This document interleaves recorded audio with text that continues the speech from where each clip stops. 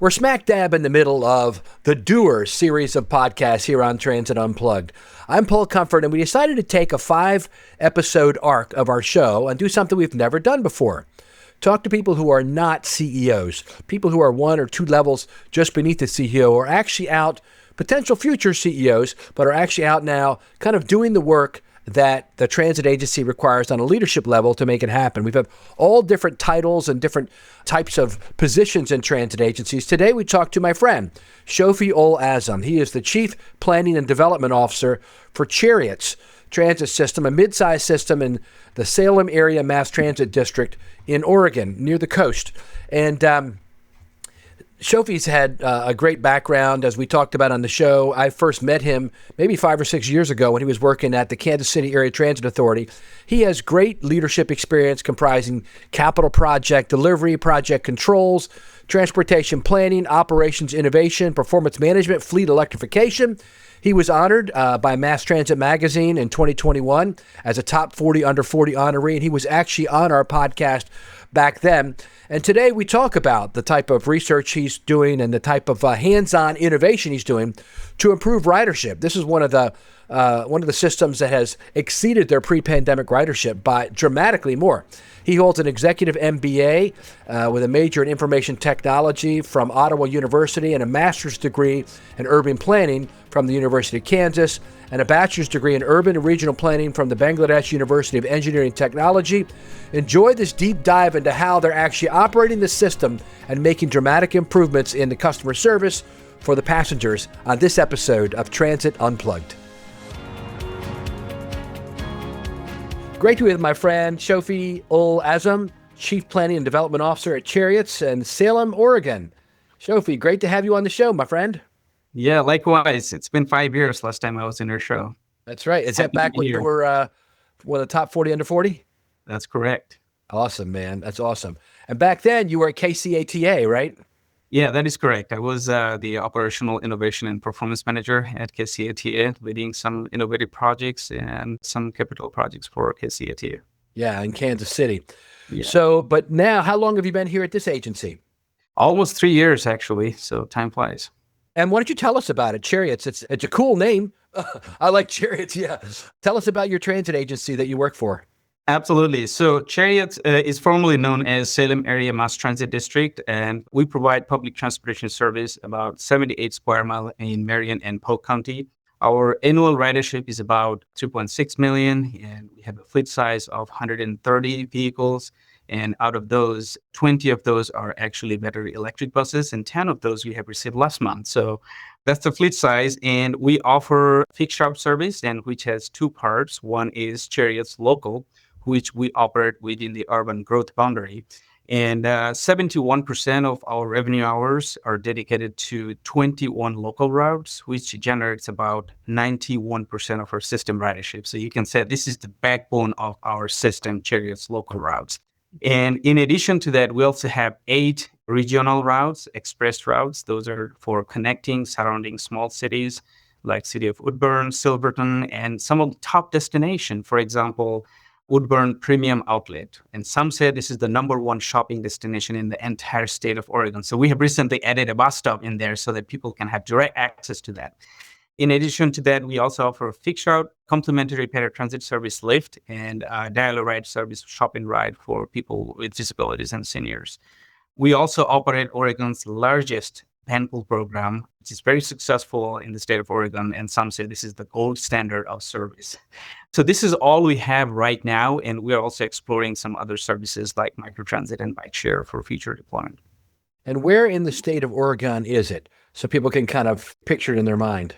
It's in Salem, Oregon. This is the capital. It's half an hour to 45 minutes south of Portland. Right, directly south. Yeah, so you're kind of almost, you're getting pretty close to the coast, the Pacific coast there, right? Yeah, it's an hour. If you drive an hour, you're going to see the beautiful beaches. That's great, man. Mid-sized transit system, total fleet size 130 vehicles. Tell us about what you do there. In your title and you're as Chief Planning and Development Officer, what does that mean? So I started here back in July 2023, and my goal is to lead a group of professionals for Service Planning and Development Division, which includes the service planning team, and they oversee day-to-day regular service planning, long-range strategic planning, and I also oversee transportation options program, who oversee all the TO-related activities, TDM and BANPOL program and outreach, those kind of stuff. One of my key focus area here is to develop some ridership growth strategies, having some partnership with public-private partnership to boost our ridership, and also analyze our system performance, how we can improve and our system performance and efficiency. And in addition to that, from the development side of the business, I oversee the capital projects like transit centers, bus stop improvement, traffic signal priority we recently deployed. So those kind of things. So that's pretty much the nutshell what I do here. How many people are on your team? You have about 6. Good. And what are their functions, like planners? We have planners and we have TDM professionals. We do a lot of consultant help. We use a lot of consultant help for the capital projects. And we internally recently created a PMO office, project management office. So they take all the project management and processes work. So that takes a lot of the work offload and from us. So that helps us to keep balls rolling. So that's the composition here. So planners and TO professionals and a lot of consultants for help for our capital projects delivery. And what position do you report to? Deputy General Manager. Gotcha. And who's that? He's David Trimble. Okay. Ellen is retiring this summer, so he announced it recently. So, Gotcha. And who's your CEO? Ellen Pollock. Right. Yeah. Excellent. And you said part of your job is to kind of promote growth, et cetera. How is ridership going there with the system? So that's really interesting. So, many of the transit agencies nationwide were struggling to recover from the pre-COVID ridership.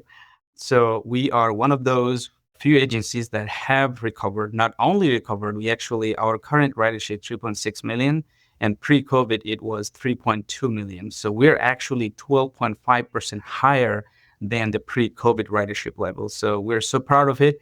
And there's so many factors and initiatives that helps us to actually achieve this incredible milestone. We're really Congratulations. There's not many agencies that can say that. Exactly. And I'd like to share some thoughts and insights so that other people can. Yeah. What have you done? What initiatives have you done to drive that ridership recovery? Yeah. And few of those includes adding new weekend service and holiday service. And those are pretty new and funded by statewide transportation improvement fund. So for the audience, if you're not familiar with the STIF funding, this is Oregon's local funding mechanism established by Oregon's House Bill 2017. It's a dedicated funding source generated primarily by 0.1% of the employee payroll tax to expand, maintain, and improve the public transportation across Oregon. So we have used that funding to add later evening and Saturday level service back in 2019. And in 2021, we have added the Sunday service level and holiday service level. So from several surveys and needs assessment reports, those are the key areas that our people wanted service. Hey, add more frequency and service on the weekends.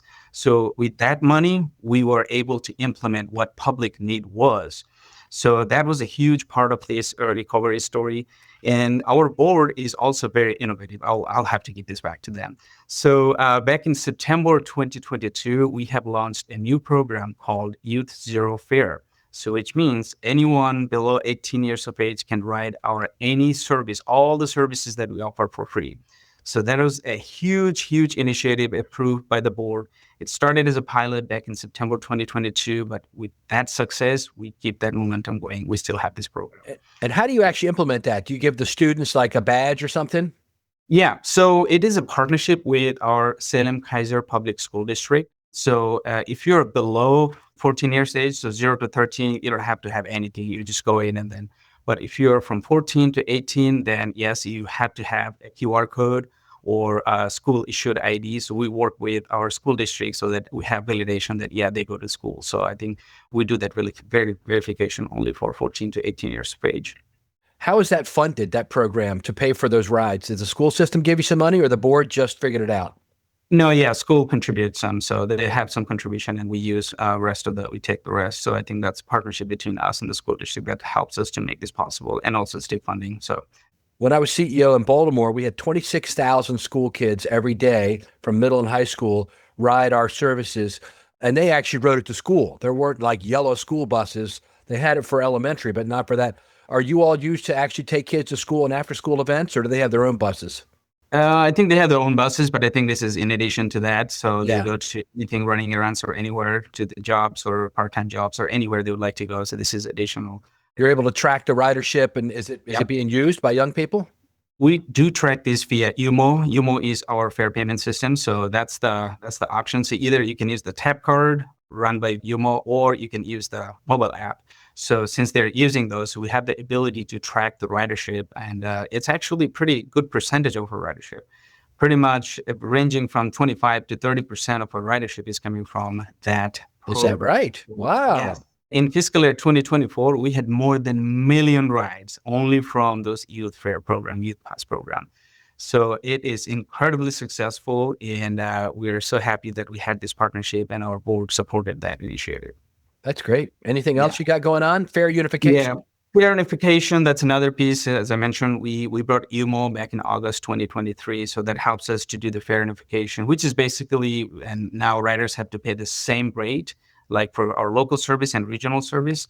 It also helps us to boost some ridership because reducing those extra burden for using the regional service, and also the fare capping benefits in addition to that. So anytime people use it, mostly twice, the cap is $3.25. After that, you ride it for free. And so some additional context, about 58% of our Cherriots riders, they use our system more than 5 days a week. So the point is there are a lot of frequent users in our systems. So the fare capping benefits is huge for those people who actually rely on our system and use it on their day-to-day activities. So it's huge. So those are the few areas, I think, initiatives that helps us to boost our ridership. That's great, man. With the youth riding for free, I think your goal probably is like a lot of agencies, right? You help build the next generation of transit riders. Absolutely. So when they started using it young for their daily activities, go to schools or jobs, part-time jobs or anything, transit becomes a natural mobility choice later in life. So this program isn't just ridership for now. It's about building the long-term transit culture in our communities. So that's one that you can say that that's the investment for the future to build that community in our area. And this is a big part of our ridership recovery story. So, and it's also removing the barrier to access to transit systems. So anybody can use it whenever they want. And so I think this is a huge part of it. That's wonderful, Shofi. Thank you. When we come back right after this quick break, I'm going to ask Shofi how his on-time performance and reliability is going and the role his office plays right after this brief word. Thanks for listening to the Transit Unplugged podcast. We are so glad you're here. If you're enjoying this show, we know you'll love our other transit industry programs. On Transit Unplugged TV, Paul Comfort explores the food, culture, and transit systems around the globe. You get to see everything. You'll love this show. And every week, we also offer up the Transit Unplugged News Minute, where you can get the latest industry headlines in less than 60 seconds. You can find out more at transitunplugged.com. Now back to Paul Comfort for this edition of the award-winning Transit Unplugged podcast. And we're back with Shofi Ull Azum, who works at Cherriots, not Cheerios, Cherriots.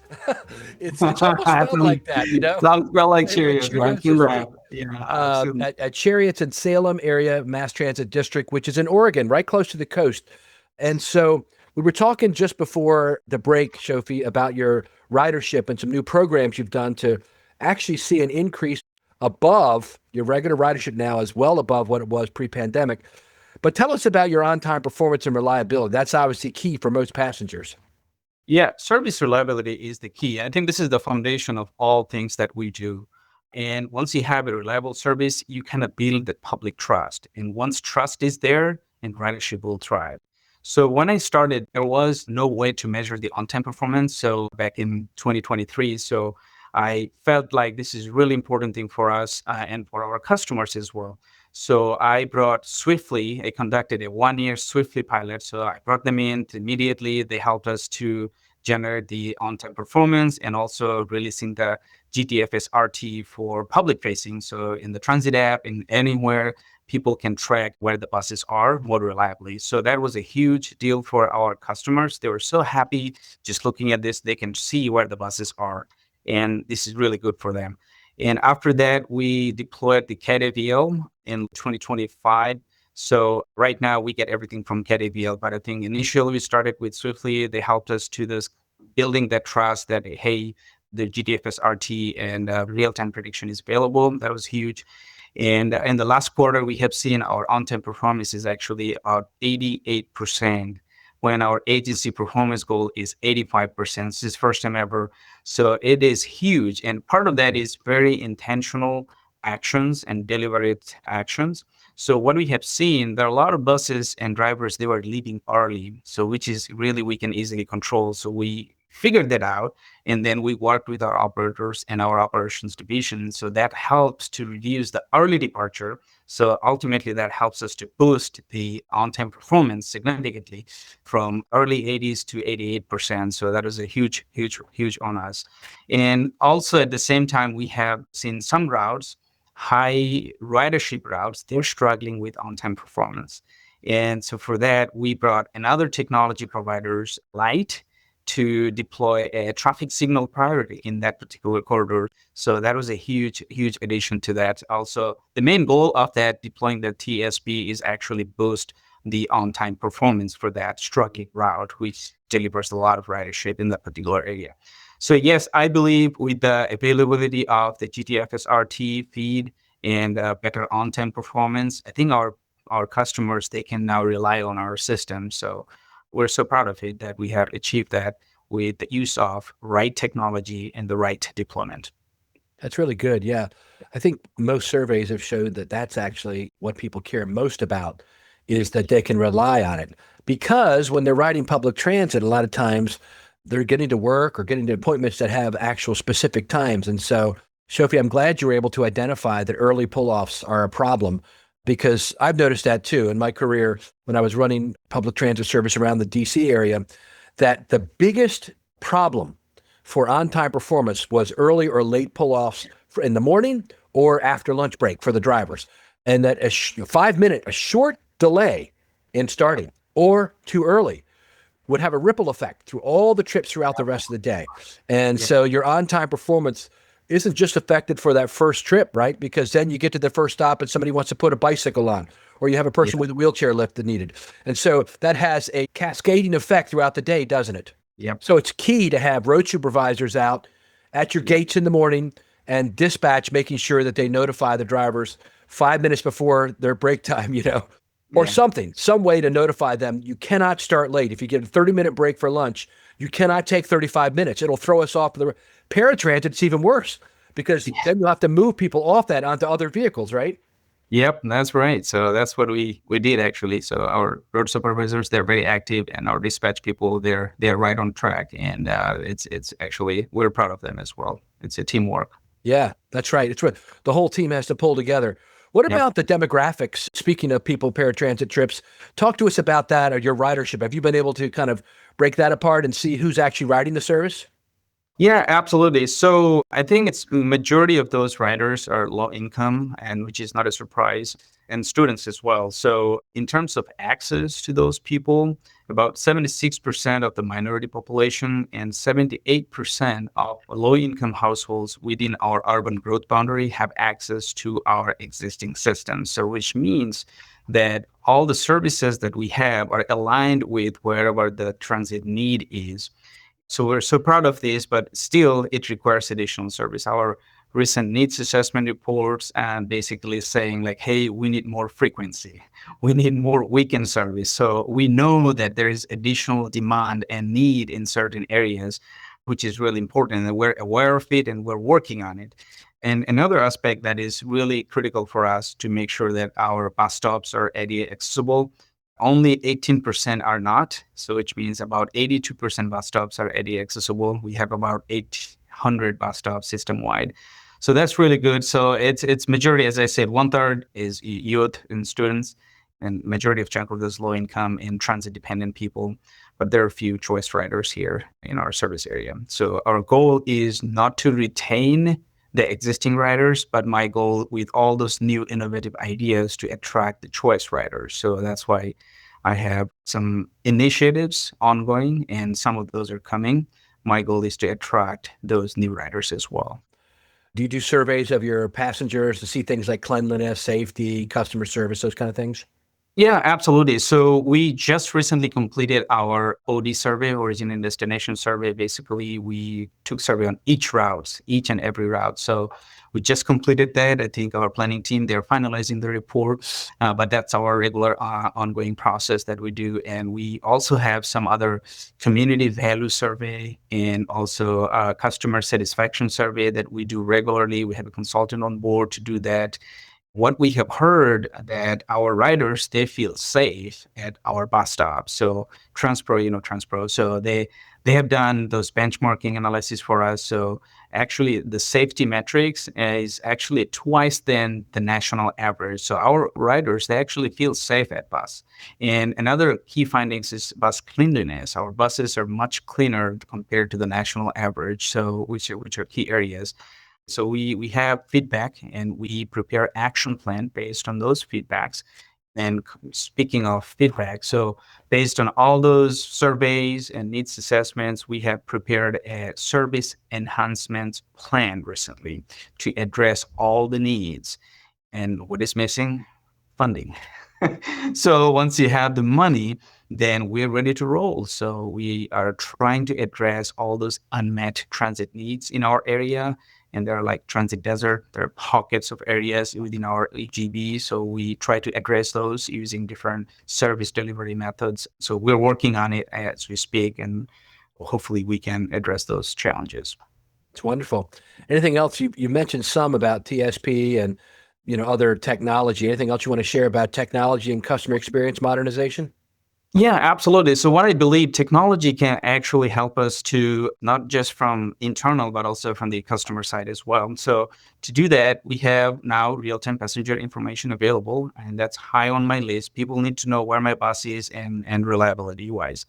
And we have recently did another partnership with Swiftly for our APC data cleansing. So that project is ongoing. So hopefully later this month, first time ever in the Cherriots history, we'll have stop level ridership data, accurate ridership data. So time of day, we'll be able to make a lot of those service planning decisions, like what route should we have, fixed route or other service types. So that's going to be a key element. So that's ongoing.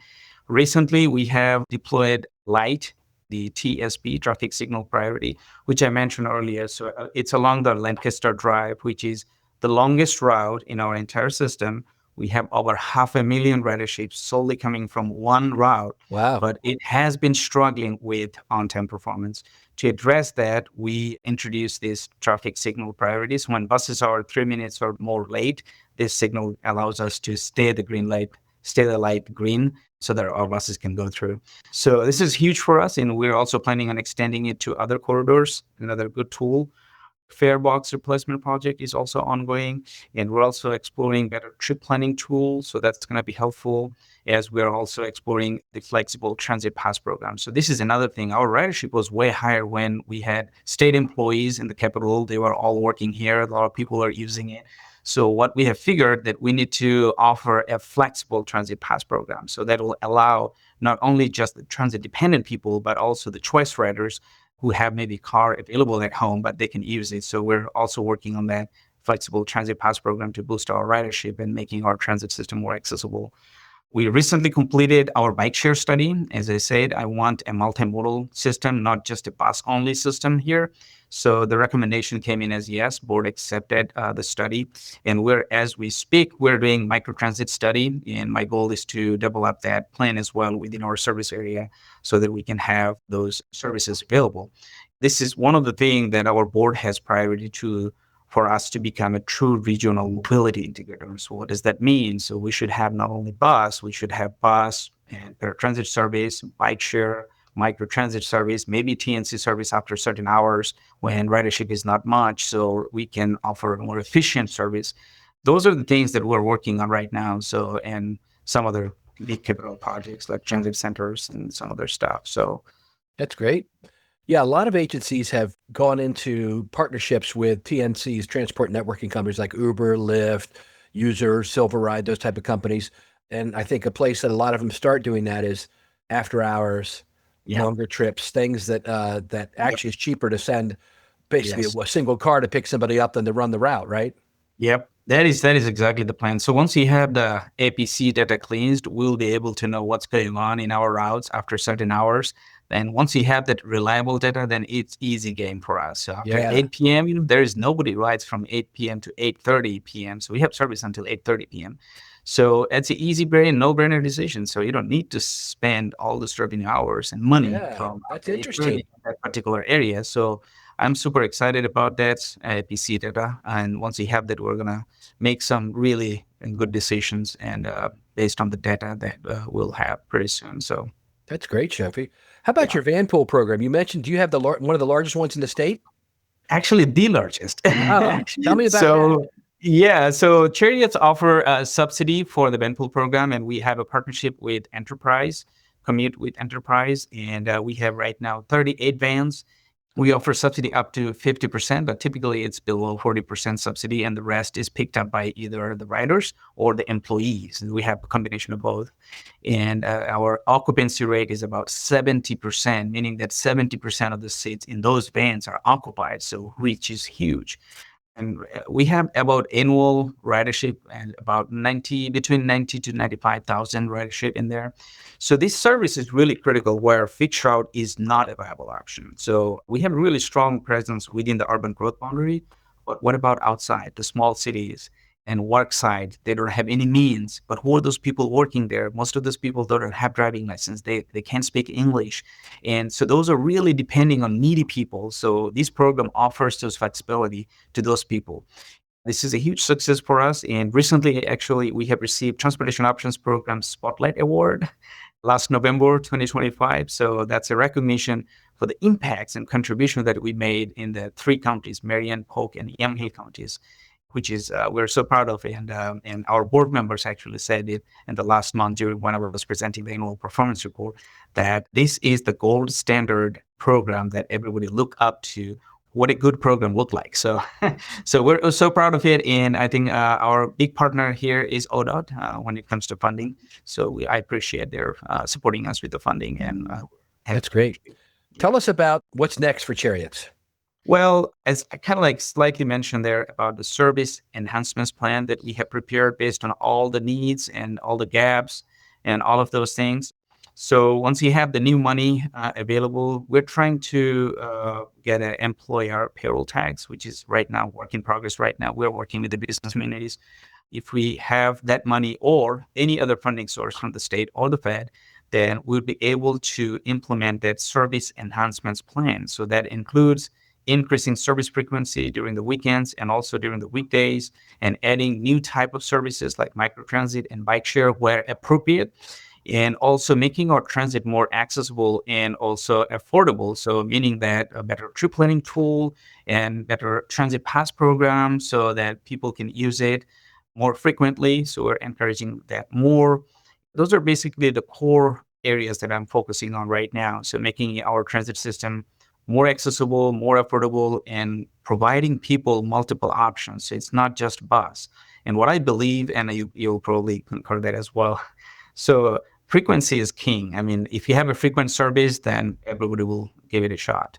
And I would also like to offer the other options, flexibility. So look at this. So after the COVID, there's so many things have changed. Even the transportation and travel pattern have changed. People are not doing the same thing like the way used to do.